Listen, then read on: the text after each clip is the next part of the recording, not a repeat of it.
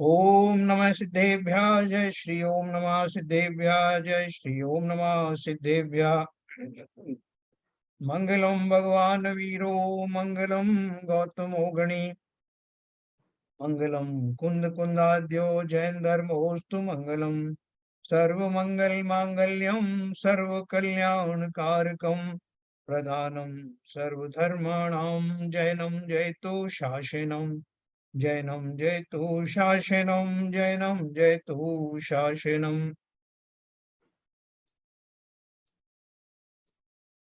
ज्ञानोणव ग्रंथ का संस्थान विषय के अंतर्गत हमने पिंडस्थ ध्यान के बारे में पढ़ा और दूसरे नंबर पे जो पदस्थ ध्यान है उसको हम पढ़ रहे हैं, जो निरंतर सूक्ष्मता की तरफ बढ़ता चला जा रहा है।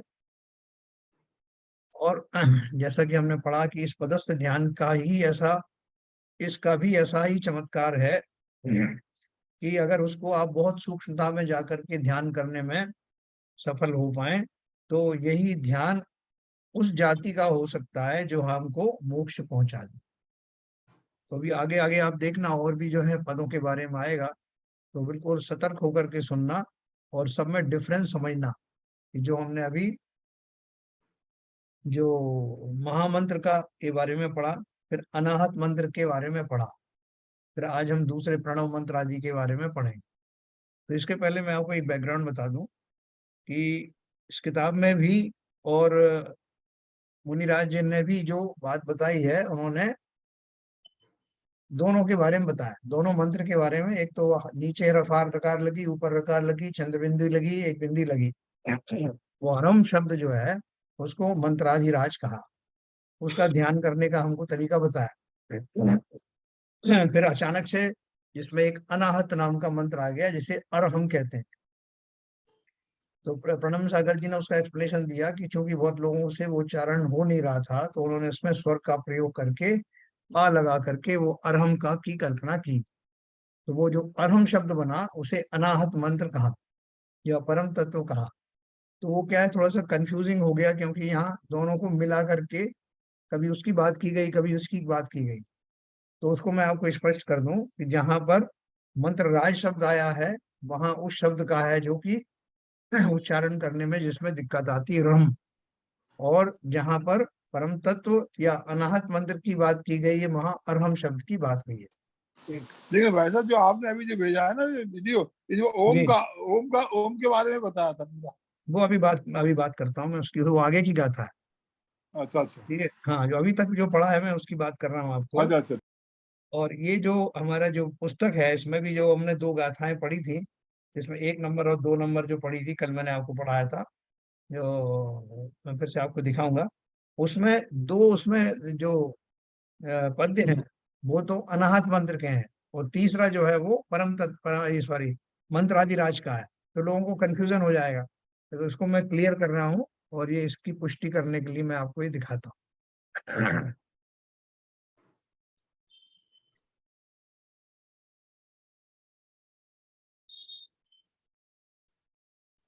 ये देखिए, ये इन्होंने अपने को ये 1 2 3 ये दिखाए थे। अभी देखो इसके पहले तक अपना और जो क्या चल रहा था 22 नंबर पे। इस नासिका के अग्रभाग अथवा भौलता के मध्य में निश्चल धारण करने के अवसर में कई आचार्यों ने उस मंत्राधिक को ध्यान करने में अक्षर आदि के भेद करके कल्पना किया है और मंत्र मंडल मुद्रा इत्यादि साधनों से इष्ट की सिद्धि देने वाला कहा है। यहाँ तक कौन सी की बात हो रही है? वो रम अक्षर की या जो महामंत्र। आकृति महामंत्र की या जो आकृति बनाई गई उसकी बात हो रही। अब उसके बाद उन्होंने नीचे जो ये दूसरे ग्रंथ से लेकर के 1 नंबर और 2 नंबर दिए हैं, इसकी टेक्स्ट से आप समझ जाएंगे कि ये उस मंत्र की बात नहीं है। तो क्या लिखा है? अकार है आदि में जिसके, उसमें तो अकार था ही नहीं। हकार है अंत में जिसके, और रेफ है मध्य में जिसके, और बिंदु सहित ऐसा जो अरहम पद है वही परम तत्व है। हाँ, ये दूसरा मंत्र है। जो कोई इसको मानता है वह तत्व को जानने वाला। यानी दोनों में डिस्टिंक्शन आप अच्छे से मन में समझ लेना, जिससे कंफ्यूजन नहीं हो। दूसरे नंबर पे उन्होंने इसी के बारे में कहा है।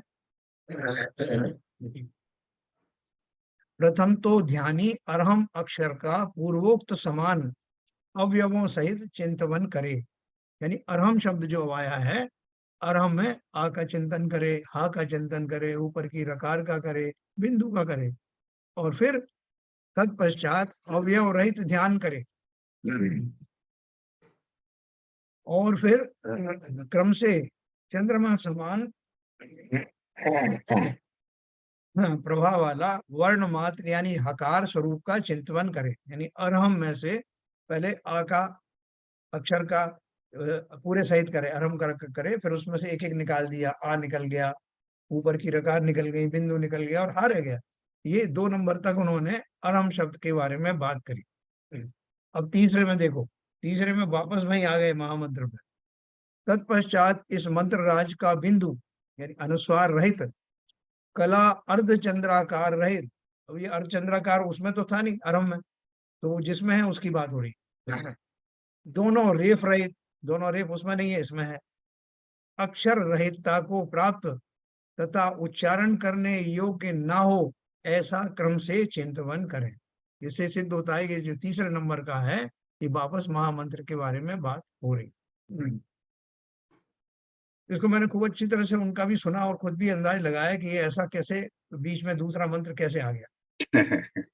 हाँ, अच्छा सर, ठीक है। एक ऐसा अब प्रश्न था। इसमें जब ये ऐसा बोल रहे हैं कि उच्चारण करने योग्य नहीं है, तो हाँ इसका मतलब इसको उच्चारण नहीं करना है, इसको ऐसे इसका जो स्वरूप है हाँ उसको उसकी मन में कल्पना करके ध्यान करना है। हाँ, सही कह रहे हैं आप। देखो, अभी भी उच्चारण करने योग्य तो वो अभी भी नहीं है, हाँ, तो मंत्राधिराज अभी भी करेंगे तो नहीं है। फिर कोशिश करेंगे तो गलत उच्चारण आएगा एक्चुअली। हाँ, तो नहीं उन्होंने नहीं, कहा जब कि जब तक उसके एक एक अलावा भी एक सेकंड, उससे बोल रहे हैं कि आप उसको ऐसा कर दो कि कोशिश करने पर भी जो बिल्कुल उच्चारण हो ही नहीं, मतलब उनको अवयव से रहित कर दो, अभी अब से बस ये। हाँ बोलिए शिवजन साहब। मैं ये कह रहा था, कल आपने एक बात कही थी हाँ, कि धर्म ध्यान वो ही कर सकता है जो सम्यक दृष्टि हो, यस। इस धर्म ध्यान को। हाँ तो फिर एक तरफ आप विवेचना कर रहे हैं, बोले हमको इस, और प्रमोद सागर महाराज भी कर रहे हैं कि हमको भी इसका इसी तरह से धर्म ध्यान करना चाहिए। हाँ, तो दोनों चीज कंट्राडिक्टरी कैसे हैं सर? नहीं कंट्राडिक्ट है, इसको मैंने पहले ही बताया था कि हम जैसे सम्यक सन्मुख सम्यक दृष्टि है, मान लो मिथ्या दृष्टि है, तो इस प्रोसेस में इसको चिंतन करते करते भी सम्यक दर्शन हो सकता।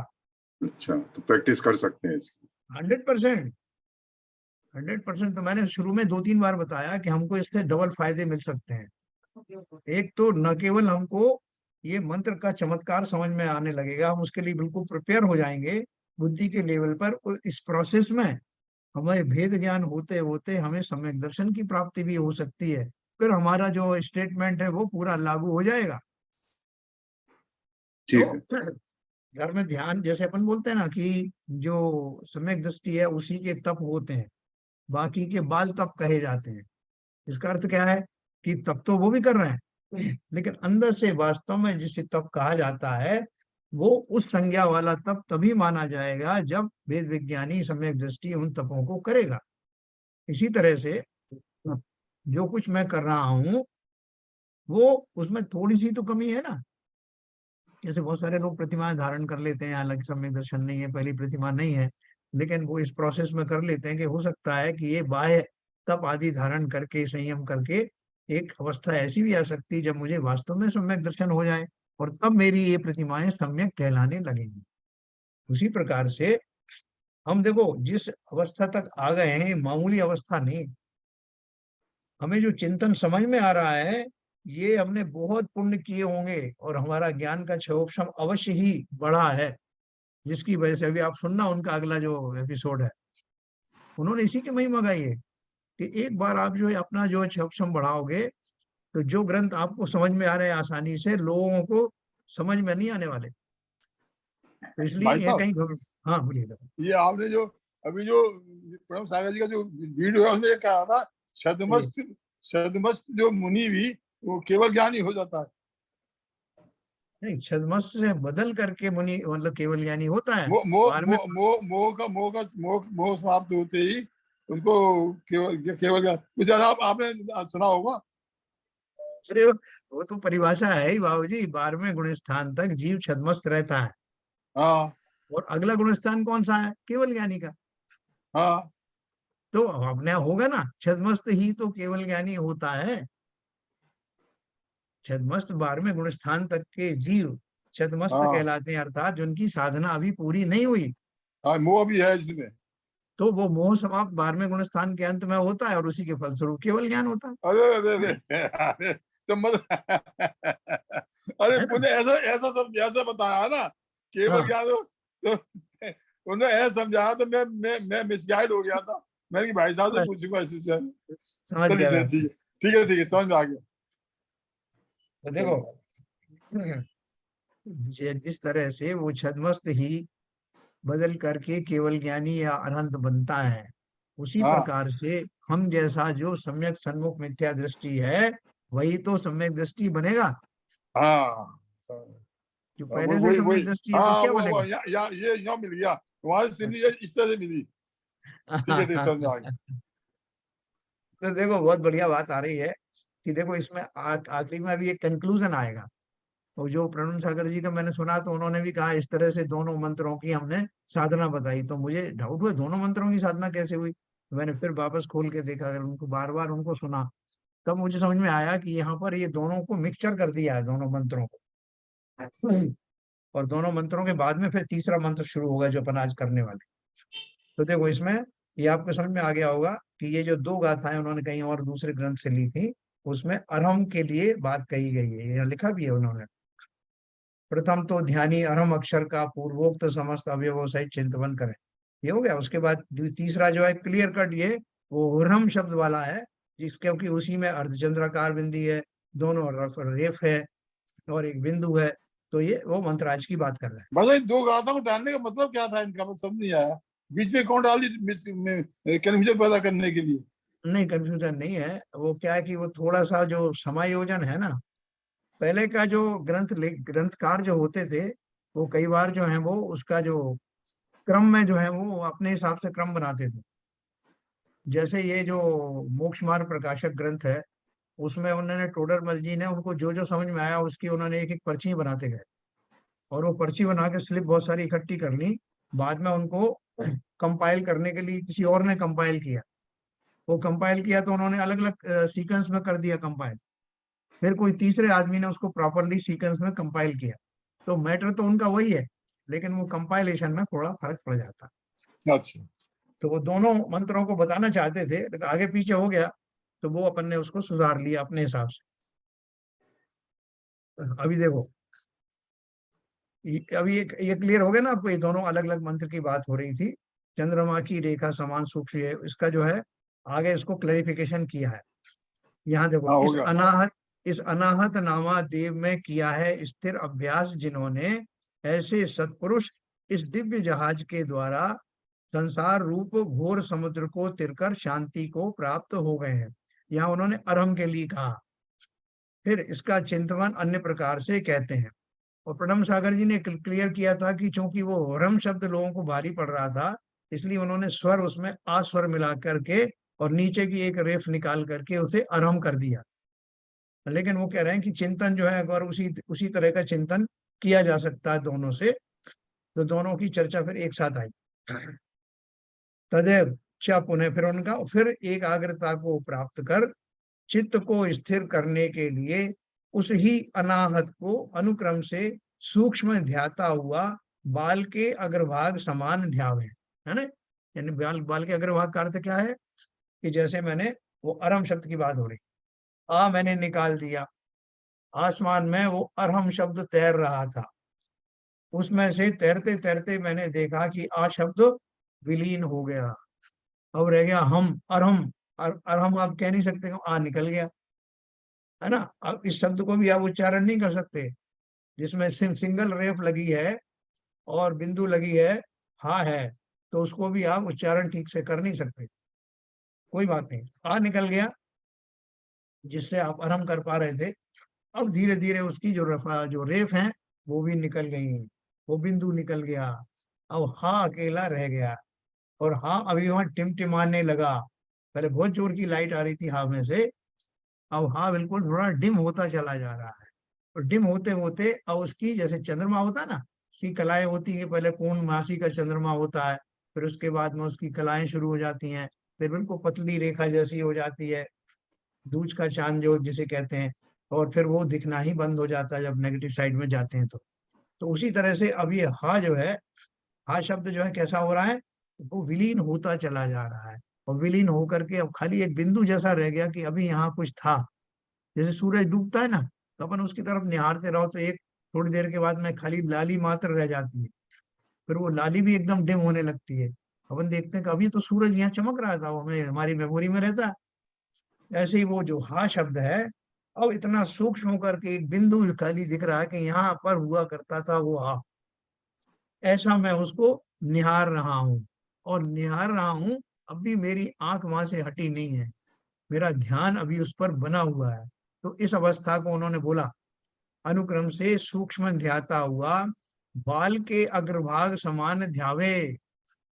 अब मुझे वो हा नहीं दिख रहा, हा के अवयव भी नहीं दिख रहे, अब मुझे एक बिंदु दिख रहा है।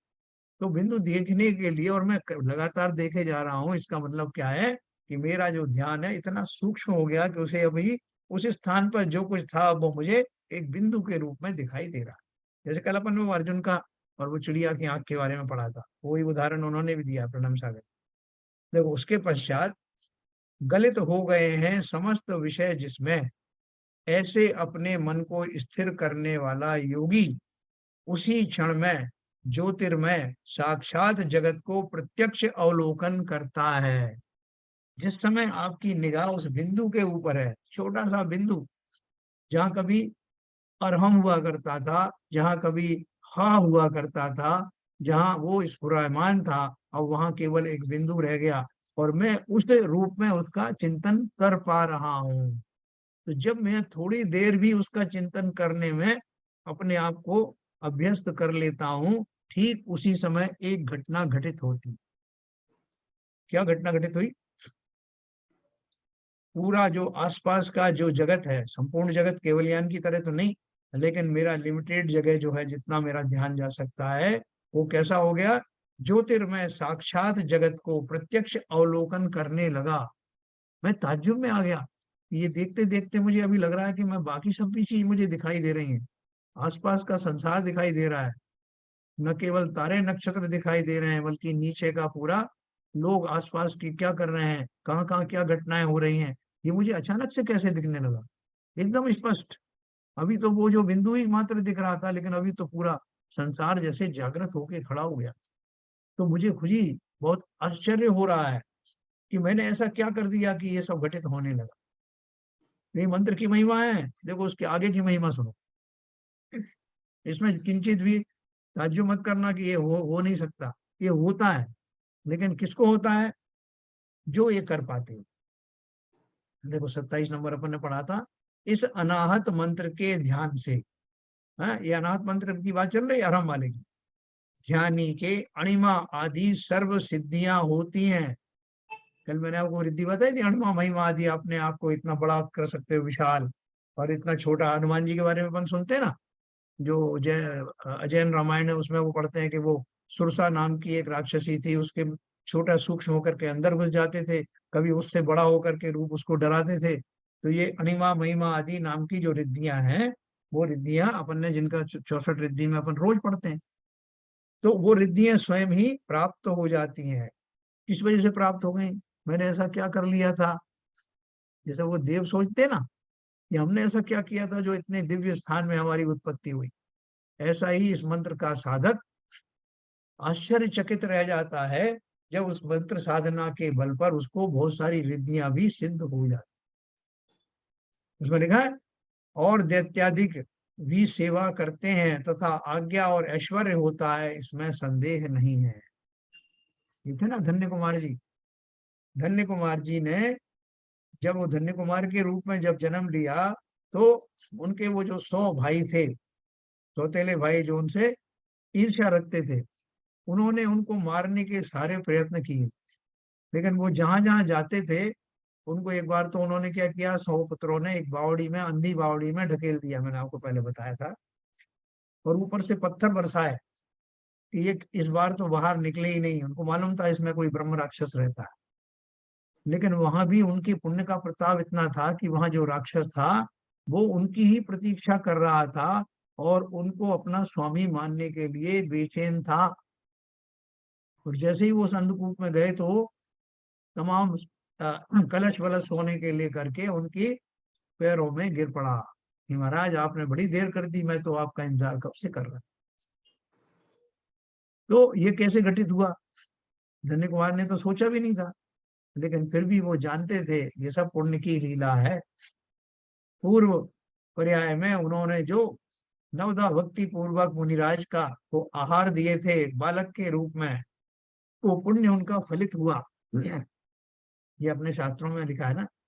और उन्हें कोई ताज्जुब भी नहीं हुआ, जहां जहां वो जाते थे वहां एक दुकानदार के पास गए तो उसकी जो है बहुत ज्यादा बिक्री बड़ी बढ़ना शुरू हो गई।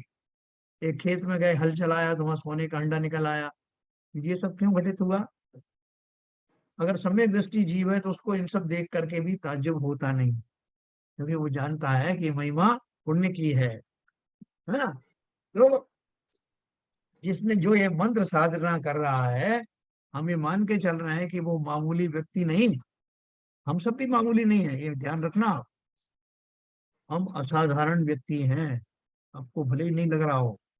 जिसने जिनवाणी को और इस मंत्र के वाक्या को यहाँ तक सुनने का साहस किया, जिसको ये रुचि पूर्वक समझ में आ रहा है, वो असाधारण व्यक्ति हैं। तो ऐसे असाधारण व्यक्ति को जब वो प्राप्ति होती है तो उनको बहुत आश्चर्य नहीं होता, ये क्या हो गया, बिंदु को देखते देखते ये सब क्या प्रकट होने लगा। वो जानते हैं कि ये मंत्र की महिमा है, साधना की महिमा।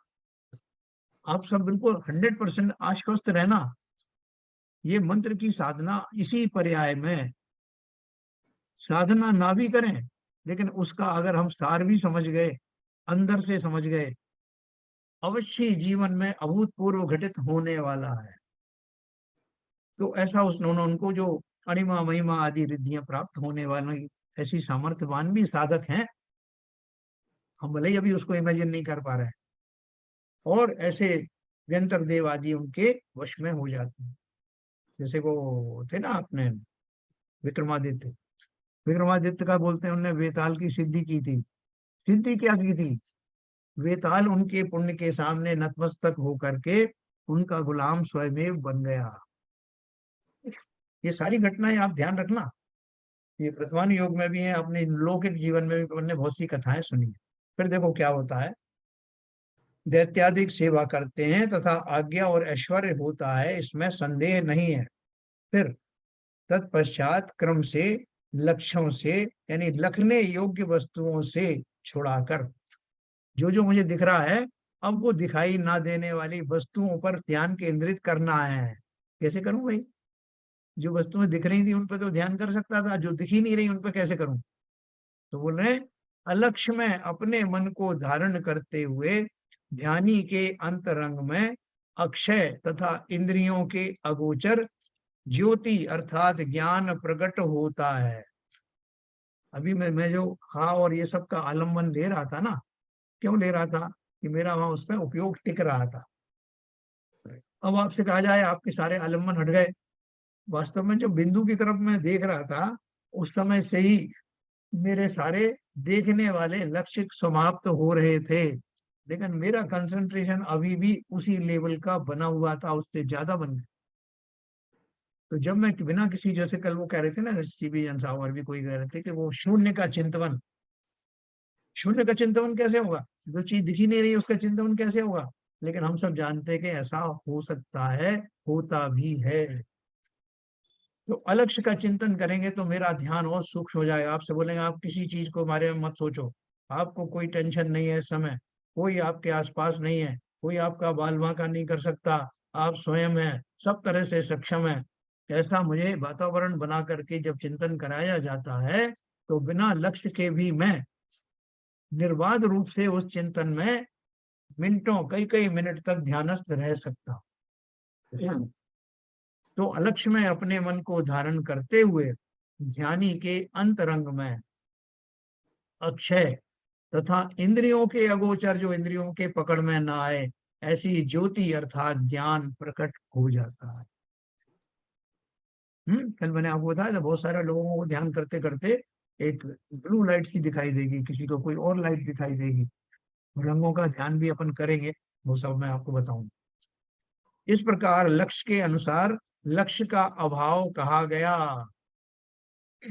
क्या बोल रहे हैं? लक्ष्य के अनुसार लक्ष्य का अभाव कहा गया। सो आचार्य महाराज उत्प्रेक्षा से कहते हैं कि उस अलक्ष्य में स्थिर रहने वाले मुनि के वांछित कार्य को मैं सिद्ध हुआ मानता हूँ। वो बोल रहे हैं अगर ऐसी दशा हो जाए, आचार्य क्या बोल रहे हैं, जब ऐसी दशा हो जाए, कैसी दशा? उस अलक्ष्य में स्थिर रहने वाले मुनि के वांछित कार्य को मैं सिद्ध हुआ मानता हूँ, अर्थात जो पहले जो बात कही है, जिस समय ध्यान में इतनी सूक्ष्मता आ जाए कि जो वस्तुएं अब तक दिखाई दे रही थी वो भी ना दिखाई दे, और तब भी मेरा ध्यान टूटे नहीं, तो समझ लेना कि वो सारी रिद्धियां भाई गरिमा साहब आदि मुनि के वो वांछित का मतलब क्या होता है? हैं। क्या बोल रहे हैं? मेरा क्या ये बोला है, मैं भी पूछने वाला था। हाँ। मुनि के तो कोई वांछित कार्य होते ही नहीं साहब, वो तो कोई वांछा कर ही नहीं सकते हैं। हाँ, देखो वांछा का अर्थ क्या है यहाँ? वांछा का अर्थ है जो किंचित जो प्रशस्त राग आदि रह जाता है ना, जैसे मुझे मोक्ष जाना है, मुझे मुक्ति प्राप्त करना है, ऐसा तो रह सकता है ना? हाँ, वो वांछा तो, मगर उसकी भी वांछा नहीं होना चाहिए ना। नहीं होना चाहिए, तो वो तो आएगी वो दशा, जब आई नहीं एक तब की बात लक्ष्य हो रही। लेके चले हैं सर, आप एक लक्ष्य लेके चले हैं तो उस लक्ष्य की पूर्ति ही एक्चुअली में यहाँ पर कही गई है। हाँ, वही वांछा समझ लो आप। हाँ, वांछा ही समझिए आपको उसको। क्योंकि देखो ये सब प्रवृत्ति रूप संयम चल रहा है। मैं मुनि हूँ, मुझे ये करना है, मुझे ध्यानस्थ रहना है, धीरे धीरे करके ये सब मुझे प्राप्त हो जाएगा और मैं मोक्ष मार्ग में प्रशस्त हो रहा हूँ। ये भी किंचित वांछनाएं हैं, वांछा ही है, वांछा ही। है ना? लेकिन एक दशा ऐसी आती है जब जीव को अप्रशस्त, मतलब ये राग भी नहीं रहता, जो प्रशस्त राग है वो भी नहीं रहता, और उनकी सारी प्रवृत्तियां समाप्त हो जाती हैं। अनजाने में ही उनकी भाव भंगिमा और चिंतन ऐसा हो जाता है, उन्हें कोई वांछा नहीं। स्व का ध्यान करूं, अर्थात उस मंत्र के माध्यम से स्व का ध्यान करूं, दोनों एक ही बात है। और ऐसा करते करते मैं स्व में तन्मय हो जाता हूं, तब मैं निवृत्ति रूपी संयम को धारण करने वाला, उस ध्यान को धारण करने वाला परम साधक बन जाता हूँ, और फिर मोक्ष मुझसे एक स्टेप दूर ही रह जाता है। बस इसमें तो मुनि के वांछित लिखा हुआ है, मुनि के वांछित कार्य को मैं ये सिद्ध हुआ ये मानता मैंने हूँ। मुनि की बात कही आपको, ये सब सारी मैंने क्योंकि ये जो धर्म ध्यान हो रहा है, ये जी दोनों लोग कर सकते हैं ना। श्रावक, सम्यक दृष्टि श्रावक, और मुनि तो सम्यक दृष्टि होंगे ही, भावलिंगी संत हैं नहीं सर, ये। मेरा कहना मतलब मुनि का वांछित वांछा लेके कार्य करता है। यही तो सवाल पूछा था, अभी जवाब दिया है अरे बाबू अभी जी। इसी की तो बात चल रही थी, आपने ध्यान ही नहीं दिया, इतनी अरे देर मेरा इसी की चर्चा हुई। नेट चला गया भाई साहब, सॉरी सॉरी, मेरा नेट चला गया, नेट अच्छा चला अच्छा, गया था मेरा, हाँ कोई बात नहीं। Very sorry sir. तो देखो अपनी बात यही चल रही थी कि मुनि का 7वें गुण स्थान तक तो उनमें जो है अभी शुभोपयोग की मात्रा भी रहती है। और शुभोपयोग कैसा रहता है कि जैसे जिनेंद्र देव आदि के प्रति जो है उनका जो बहुमान बना रहता है, या मोक्ष जाने की किंचित वांछा बनी रहती है। तो सप्तम गुण स्थान के प्रारंभ में तो इस तरह की वांछाएं होती हैं। अभी जो ये ध्यान कर रहा है वो सप्तम गुण स्थान वालवर्ती मुनि की बात हो रही, ठीक है। उसके बाद में जो श्रेणी आरोहण करने वाला जो मुनि है 7वें गुण स्थान के अंतिम भाग से, जो सातिशय सप्तम गुण स्थान है, वहां से जब वो गुण श्रेणी चढ़ता है तो उनके ध्यान में और प्रगाढ़ता आ जाती है, और सभी तरह का जो उनका प्रशस्त राग समाप्त हो जाता है, और तब वो निवृत्ति रूपी ध्यान करने लगते हैं। उस निवृत्त रूपी ध्यान का स्वरूप यह है कि फिर वहां कोई मोक्ष जाने की अभिलाषा रूपी वांछा भी नहीं रहती। तो ठीक ये है तो सर। बता रहे हैं, यहाँ से भी लॉन्च कर रहे हैं 7वें गुण स्थान में। उन्होंने बोला उस अलक्ष्य में स्थिर रहने वाले मुनि के वांछित कार्य को, वांछित कार्य क्या था? मुझे मोक्ष जाना है, और यहाँ आकर उनकी वो अभिलाषा भी समाप्त हो जाती। इसलिए आचार्य ने क्या कहा कि मैं मानता हूं कि उनकी वो वांछित चीज भी अब सिद्ध होने को होने वाली है। ठीक है sir, thank you sir, thank you. उस अलक्ष्य में स्थिर रहने वाले मुनि के वांछित कार्य को मैं सिद्ध हुआ मानता हूं। मानता हूं मतलब कि अवश्य ही वो अब सिद्ध हो जाएंगे। क्योंकि ये कौन कह रहा है? ये आचार्य कह रहे हैं। कौन से गुणस्थान में है? 7वें गुणस्थान में। अभी उन्होंने 8वां 9वां 10वां गुणस्थान खुद देखा नहीं है ना, जैसे हमने नहीं देखा, लेकिन हम इससे सिद्ध हो गया मान लेते हैं कि अवश्य ही मुनि की वो अभिलाषाएं जो अब श्रेणी आरोहण के बाद अवश्य ही पूरी हो जाएंगी, क्योंकि वो ध्यान की उस अवस्था तक जो मुनि पहुंच गया है उसको ये सब प्राप्त ना हो ऐसा असंभव है। इसलिए वो विश्वास पूर्वक कह रहे हैं। मैं एक क्लियर कर पाया आपको? Yes yes. अभी देखो अगला अपन ने आवाज पढ़ा। आप भाई साहब क्लियर हो गया, बहुत क्लियर हो गया। इस अनाहत तत्व अथवा शिव नामा तत्व को अवलंबन करके मनीषी गण अनंत क्लेश सहित संसार रूपी वन से पार हो गए, है ना। उनका कहने का अर्थ क्या है? इसका अर्थ ये मत लगाना कि मनीषी गण को अनंत क्लेश था। क्लेश सहित मतलब क्लेश होते हुए भी पार हो गए। उसको दूसरे ढंग से भी लगा सकते हो, ऐसे भी लगाओगे तो हम व्याख्या कैसे कर सकते हैं? जो संसार अनंत क्लेश रूप से भरा हुआ था और वो भी जब तक संसारी थे वो भी इसके पार्ट एंड पार्सल थे, लेकिन अब उन्होंने इस अनाहत तत्व या शिव नामा तत्व को आरंभ वाला उसका अवलंबन करके अब ऐसे क्लेश भरे संसार से वो पार हो गए। इस प्रकार देखो, पार होने का अर्थ ये नहीं है कि अभी मोक्ष ही पहुंच गए। पार होने के अर्थ दो हैं। एक तो अर्थ ये है कि वो भाव मोक्ष हो गया। भाव मोक्ष तो होता केवल ज्ञानी को।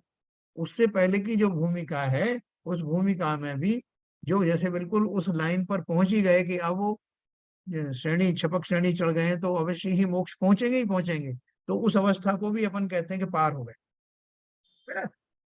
तो इस तरह से इस प्रकार मंत्रराज और अनाहत दोनों मंत्रों, देखो यहाँ उन्होंने क्लियर किया ना, इस प्रकार मंत्रराज और अनाहत दोनों मंत्रों के ध्यान का विधान कहा। इस लाइन से आप समझ जाएंगे कि वो दोनों जो मिक्स करके बताए जा रहे थे वो दोनों का ही उन्होंने बारी बारी से चर्चा की। इसमें किसी को कोई कंफ्यूजन हो तो पूछें, जिससे अपन आगे बढ़े फिर। बहुत सही है भाई, बहुत सही कर दिया भाई साहब। आगे वो जा रहा है जो अभी आपने जो उसमें आया, ये प्रणव हाँ, प्रणव मंत्र वाला आ रहा है। प्रणव वो जा रहा मंत्र है। का हाँ, वो बिल्कुल। जा रहा है जो उसमें है। बिल्कुल सही कह रहे हैं आप। हाँ, सही है, सही है, सही है। उन्होंने प्रणब मुखर्जी के बारे में भी बात करी थी ना। हाँ हाँ हाँ, उसने दिया वह पूरा बहुत देर तक कहते रहे प्रणब मुखर्जी के बारे में तो। हाँ, देखो एक एक और मैं आपको बताऊं मूल। प्रणब सागर जी ने जो इसमें लिया है आप देखोगे कि अपन तो गाथा के ऊपर व्याख्या बहुत कर रहे हैं, एक एक गाथा पर व्याख्या विस्तार से कर रहे हैं, लेकिन उनका आधा वीडियो में तो उन्होंने बहुत सारे इंट्रोडक्शन दिए। प्रणब का अर्थ नहीं, क्या है, प्रणब कौन भाई से। साहब भूमिका बनाते हैं वो। हाँ नहीं, उन्होंने भूमिकाएं बहुत लंबी चौड़ी बनाई। उसका कारण क्या है कि यहाँ तो अपन सब समझ गए हैं कि ये सबको समझ में आ रहा होगा, इसलिए बहुत भूमिका बनाने की जरूरत नहीं। लेकिन उनके सामने तो सब तरह की पब्लिक है ना, हाँ, इसलिए उन्होंने बहुत भूमिका में बहुत समय दिया। प्रणव के 3 अर्थ बताए उन्होंने। मंत्र के बारे में बहुत सारी बात हुई, मंत्र की साधना कैसे होती है, ध्यान कैसे होता है, ध्यान का अर्थ क्या है, ऐसी परिभाषाओं में उन्होंने काफी समय दिया हमको वो। मैंने तो भाई साहब उनके साथ में वो किया था। वो जब लास्ट के 15-20 मिनट में इन्होंने हाँ साधना कराई है। हाँ हाँ तो हाँ मैंने खुद हाँ, साधना की। आज मैंने बैठ के साधना की है। बहुत बढ़िया। हाँ, उन्होंने ऐसी इसी तरह से कराया था वो, बिल्कुल आंख बंद करके, और वो बोलते गए और आप सुनते रहिए, उसमें आप खो जाइए। हाँ, वो वैसे ही करते रहिए आप। तो बड़ा अभी अच्छा लगा, देखो बहुत, अपन बहुत अच्छा लगा। अपन ये सब पढ़ लेंगे ना, उसके बाद अपन भी इस योग्य हो जाएंगे कि कोई बोलेगा और हम सीधे मंत्र लोक में चले जाएंगे। बहुत सही है। ठीक है ना। तो देखो आगे चलते हैं भाई अपन। साहब इसमें इसे करने के बाद में बीच एक बीच में एक प्रैक्टिकल कराने के लिए जो प्रणब सागर जी महाराज की के ही उसको रख करके सामने कि दूसरों को मत बुलाओ, इन्हीं का वीडियो रख करके और उनके सामने बैठ करके, जैसे आपने पहले कराया था ना, वो जो वो हाँ। आए थे, वो कौन आए थे, वो ऐसे एक महीने में एक बार करा लोगे तो देख लेंगे। हाँ बिल्कुल बिल्कुल कराएंगे, बिल्कुल कराएंगे। वो अपन उनका जो वीडियो सामने रख करके और उन्होंने जो कराया लास्ट में, अभी अभी अपनी समझने की बारी थी, इसलिए मैंने अभी आपको ये समझाने का प्रयत्न कर रहा हूँ। हाँ नहीं, इसके वो आप बाद में समझा पूरा लीजिए। इनके 2 वीडियो तो मैंने पूरे तरीके से वो वैसे ही हैं जैसे कि उन्होंने कराया था। हाँ ठीक है, बहुत आप बहुत कराइए।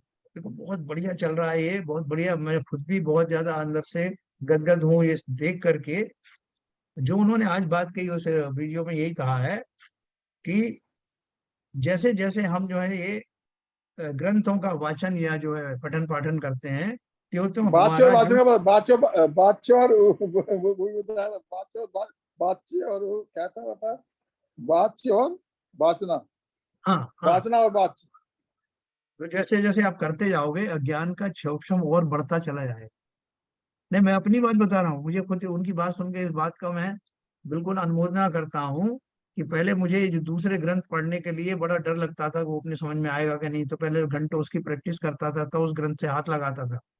लेकिन अपने आप ही कुछ ऐसा हुआ, ज्ञान सूक्ष्म बढ़ा या क्या हुआ, कि अभी कोई भी ग्रंथ आप मैं पढ़ना शुरू करता हूँ तो मुझे समझ में आने लगता, पता नहीं क्यों।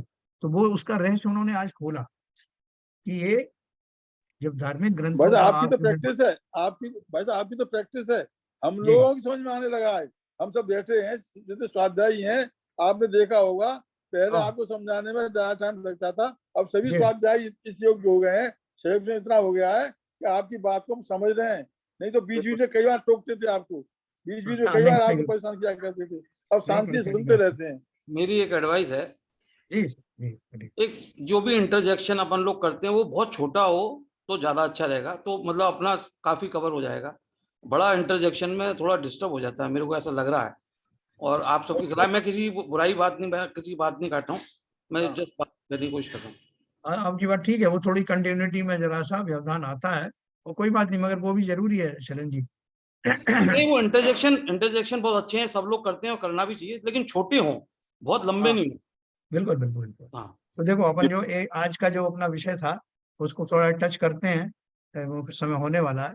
देखो अब प्रणव मंत्रों के, क्योंकि ये जो पदस्थ ध्यान है इसमें बहुत सारे मंत्र हैं और आने वाले हैं बहुत सारे।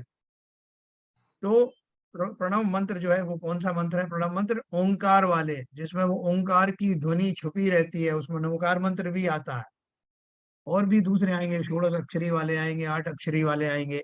तो वो ओम ब्रैकेट में उन्होंने लिखा है। अब वो प्रणव मंत्र के यानी ओंकार के ध्यान का विधान कहते हैं। 31 नंबर,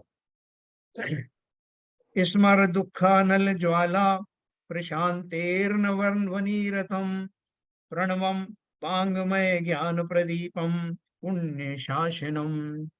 हे मुने, तू प्रणव नामा अक्षर का स्मरण कर, अर्थात ध्यान कर, क्योंकि यह प्रणव नामा अक्षर दुख रूपी अग्नि की ज्वाला को शांत करने के लिए मेघ के समान है, तथा वांगमय यानी जो जिनवाणी है, समस्त श्रुत के प्रकाश करने के लिए दीपक है और पुण्य का शासन है। देखो इसका अर्थ क्या है? जो प्रणव नाम का अक्षर है जिसकी अभी चर्चा होने वाली है, उसका स्मरण करने की बात कर रहे हैं। अभी उसका इंट्रोडक्शन दिया है। क्यों क्यों दिया इसका? क्योंकि जैसा और पहले वाले अक्षरों के बारे में बोला, वैसे इसका बोल रहे हैं। यह प्रणव नामा अक्षर दुख रूपी अग्नि की ज्वाला को शांत करने में समर्थ है, तथा समस्त श्रुत कौन सा है? द्वादशांग वाणी, उसके प्रकाश करने के लिए दीपक है। अब बोलोगे कि ये जो अक्षर जो है पूरी जो है श्रुत को कैसे समझा सकता है, द्वादशांग वाणी को कैसे समझा सकता है? तो अपन ने अभी पढ़ा था वो अनाहत अक्षर और जो मंत्र राज है, वो संपूर्ण ऊर्ध्व लोक में से गुजरता हुआ जब वो मोक्ष शिला तक जा सकता है, टच कर सकता है, और केवल ज्ञान कालांतर में जिसके फलस्वरूप हो सकता है, तो समस्त श्रुत को तो आराम से जाना जा सकता है।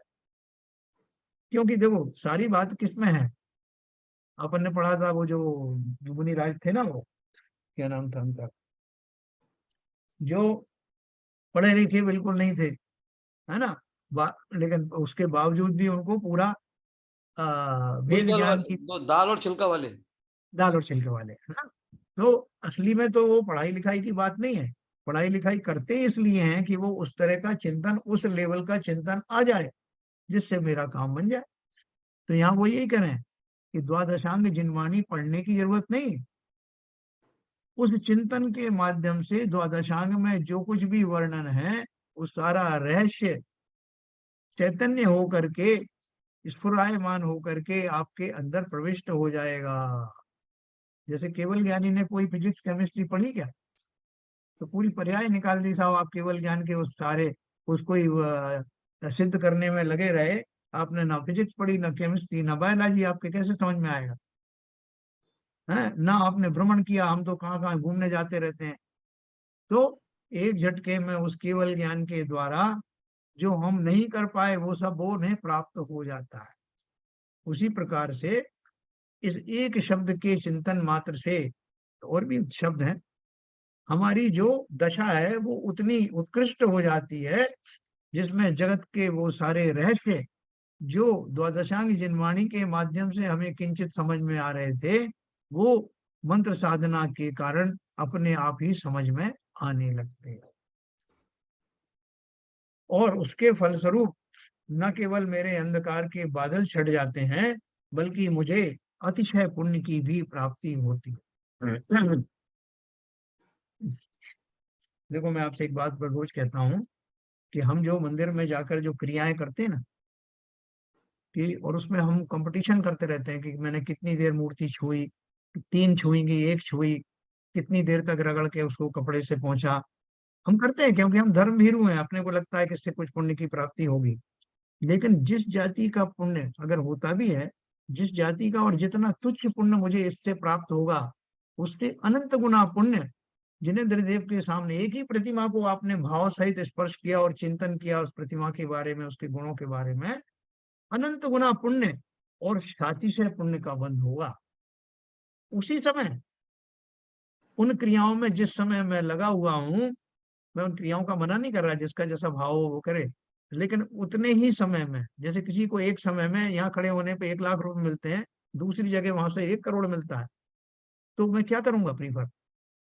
इससे मुझे सातिशय पुण्य का बंध होता है कि अगर मैं जिनेंद्र देव की एक ही प्रतिमा के को स्पर्श करके और मैं चिंतन करूं उनके गुणों का और उन जैसा बनने का, तो मेरी सारी जो इधर उधर का जो मैं कर रहा हूँ ना क्रियाकांड, उससे अनंत गुना पुण्य बंद होगा, और वो भी उसकी जाति भी अलग होगी इस पुण्य की, सातिशय पुण्य।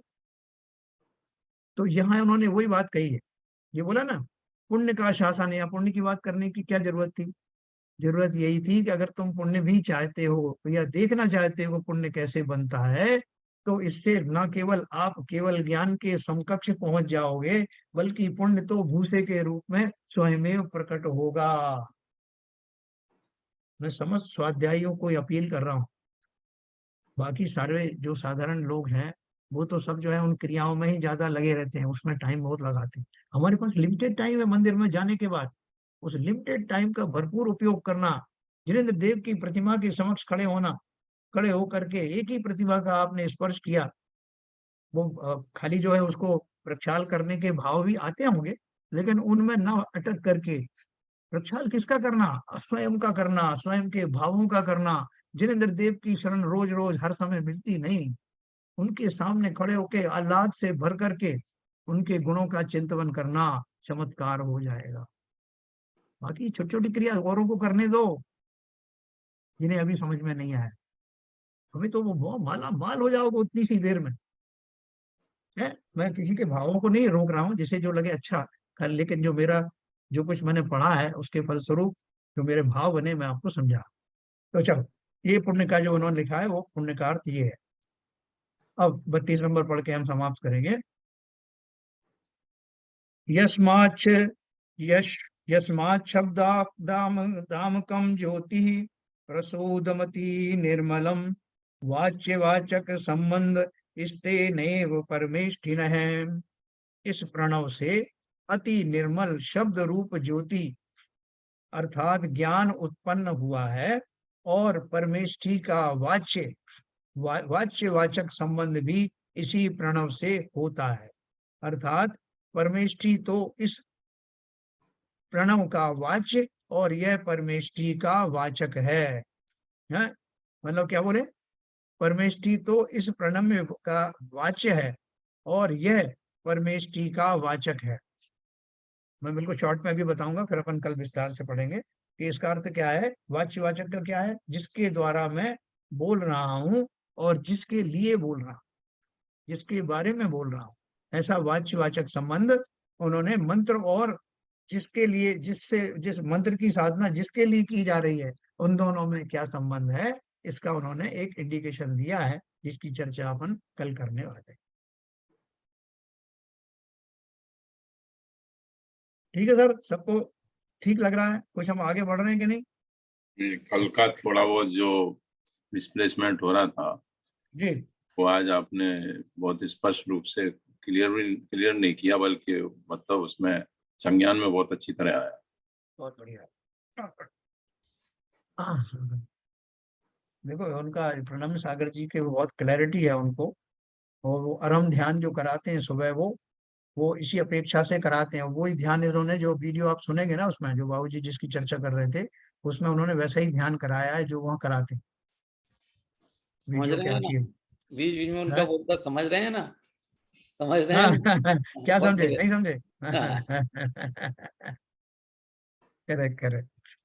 तो देखो बहुत बढ़िया चल इसमें रहा सर जो है। वाच्य और वाचक, मतलब वाच्य जो है सब्जेक्ट के बारे में, वाच्य मतलब जो सब्जेक्ट विषय है, विषय वस्तु वाच्य है, और अच्छा वाचक है जो जिस, उसको बोल रहा है, हैं? बराबर, बिल्कुल सही है, बिल्कुल सही। तो लेकिन यहाँ देखो भाई साहब ये जी, भाई साहब यहाँ पर जो ये परमेष्ठी में और प्रणव प्रणव प्रणव परमेष्ठी और उसका वाचक और वाच्य में तो थोड़ा और क्लियर करना पड़ेगा आपको कल। बिल्कुल करूंगा। उसके बीच में वो मैं वीडियो डाल रहा हूँ प्रणम सागर जी की, आपको जब भी हाँ। समय मिले तो थोड़ा उसको सुन लेना, तो आपको जल्दी समझ में आएगा। अब और डालोगे दूसरा कोई तीसरा? हाँ, मैं अभी डालूंगा ना आज फिर से आगे का। आज डालोगे? अरे हाँ, मैं सुनूंगा उसे। अभी जो अपन ने उससे जो सुनने के गाथा बाद डाली। में भाई साहब फिर आपसे जिज्ञासा बहुत हो जाती है, फिर टाइम लग जाता है, लोगों को परेशानी होती है कि ज्यादा बोलते हैं, तो इसलिए नहीं नहीं बाबूजी, तो बाबूजी इस बात का सुनने के बाद में पढ़ने के बाद में आपसे जिज्ञासा निकालने के लिए टाइम तो लगेगा ही, बताना ही पड़ेगा हमने ये सुना था, उसका ये जवाब है, तो थोड़ा टाइम लगता है, और उससे लोगों को आतुरता हो जाती है, नहीं नहीं बाबूजी, बाबूजी तो थोड़ा इसलिए मैं क्षमा सोचता चाहता हूँ हूँ कि आपसे। मैं अलग से फोन करके आज बताऊँ। बाबूजी थोड़ा क्षमा चाहता हूँ जो मैंने बीच में किया, लेकिन क्या होता है, एक तरम तान रिकॉर्डिंग चलना हटा होता है सकते ना, हैं सर, और सब लोगों का रिकॉर्डिंग चल लेवल रही एक है, नहीं है, सब लोगों का लेवल एक नहीं है, तो उसमें रिकॉर्डिंग चल जब, रही है। हाँ जब सब लोगों का मैं लेवल एक मैं नहीं है। अलग से फोन, हाँ शैलन जी मैं अलग से फोन करके भी पूछता हूँ हाँ हाँ, भाई साहब से, वो मैं हाँ, इसीलिए इसीलिए देखो अलग नहीं, नहीं आप सही कह रहे हैं, मैंने अलग से फोन किया है, आज भी हाँ, किया था, इनसे मैंने कहा भी था कि आप देखने के बाद मुझे डिस्कस करिए, इन्होंने डिस्कस नहीं किया मुझसे, इसलिए टाइम हाँ, लग गया। अगर बीच में मैं इनसे डिस्कस कर लेता तो ये समय नहीं आता, आपको कहने का मौका ही नहीं मिलता, नहीं नहीं, नहीं क्षमा तो नहीं, चाहता हूँ बाबूजी, आप ऐसे क्लियर कुछ करना पड़ेगा, सुनो सुनो सुनो मुझे तो क्लियर भैया, करना मैंने पड़ेगा। मैंने एक जियो का एक लैंडलाइन फोन अलग से लगवाया बाबूजी के लिए, उसके ऊपर सिर्फ बाबूजी का ही फोन आता है। नहीं, जब ऐसा भाई है, देखो मैं ऐसा हाँ तो है, स्वाध्याय का लाभ लूंगा, हाँ, स्वाध्याय का बिल्कुल लो। लाभ लूंगा मैं तो भैया। ऐसा है आप जैसा, ऐसे जी, जैसा जी सर। ये बहुत अच्छा है। और हमारे बाबूजी तो हम सबसे स्वाध्याय में बहुत आगे हैं, और वो पूरा समय भी देख के और वो वीडियो भी सुन रहे हैं, हाँ और हाँ उसके हाँ, क्या इसमें कोई शक आपसे वहां पे क्लियर कर रहे हैं।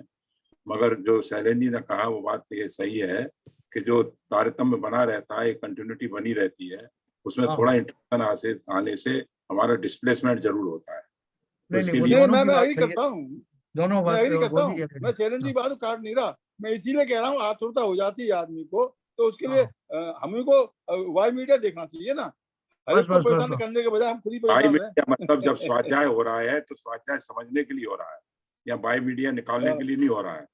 तो जो भी अपनी नहीं जिज्ञासा भाई स्पेशल है उनको अकेले में निकालने तो ज्यादा अच्छा है। स्पष्ट स्पष्ट अनुरोध मेरा ये है। सरकार वही अरे हुजूर हुजूर वही कर रहे हैं, वही किया है, नहीं, वही वो कोशिश नहीं कर रहे किया हैं, आज, वो नहीं किया लेकिन आज, काफी हुआ है ये। आप अच्छा, आप अरे मैंने इसका आपको मान बताया, लीजिए। आपने सुना नहीं मैंने क्या कहा, एस के जैन से मैंने कहा था कि आप वीडियो देखने के बाद नहीं, में फोन नहीं, करिए मुझे, मैं- इन्होंने फोन नहीं किया। मैं- चलो उसको छोड़ो छोड़ो छोड़ो। मुझे ऐसा आपने लगता है कि देखिए, शिक्षक देखिए जो है, देखिए देखिए मैं स्पष्ट कर दूं, अरे मैंने स्पष्ट कल कर से नहीं बोलूंगा, कल से आपने जो सॉरी, क्या कहा कल इसके बोल लिए कल क्या से नहीं नहीं कहा बोलूंगा। वो बात नहीं है।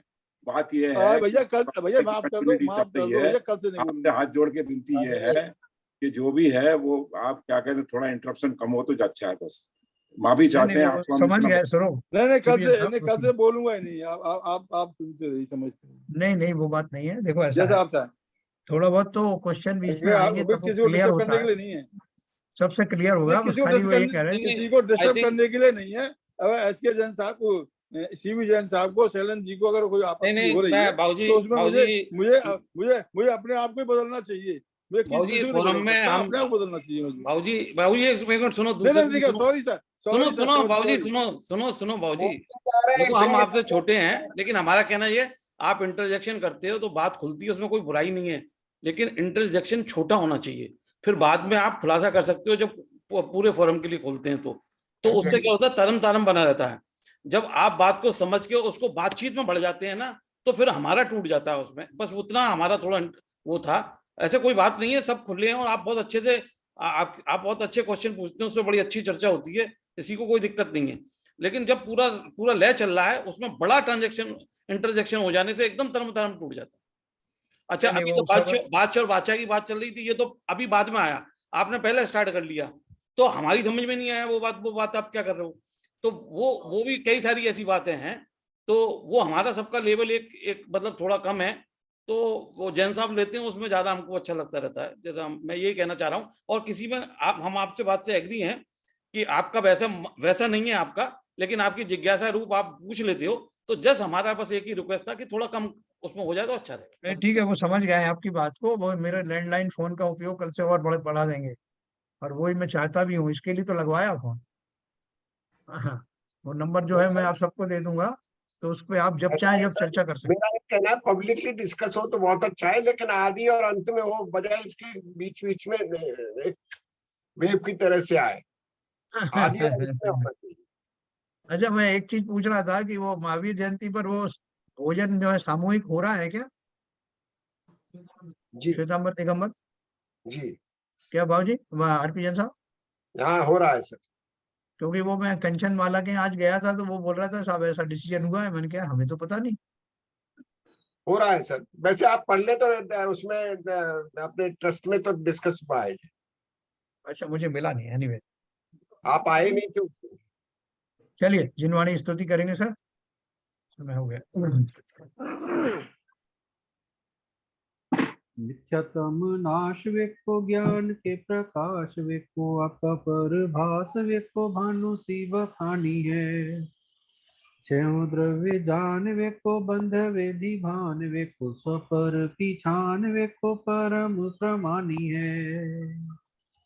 अनुभव बताए वेको जीव के जताए वेको काहू न सताए वेको भव्य और आनी है।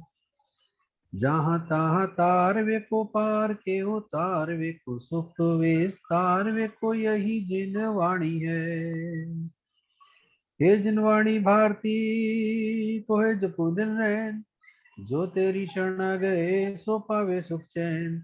या वाणी के ज्ञान से सूझे लोकालो, सो वाणी मस्तक धरो सदा देते हैं धो, सदा देते हैं धो।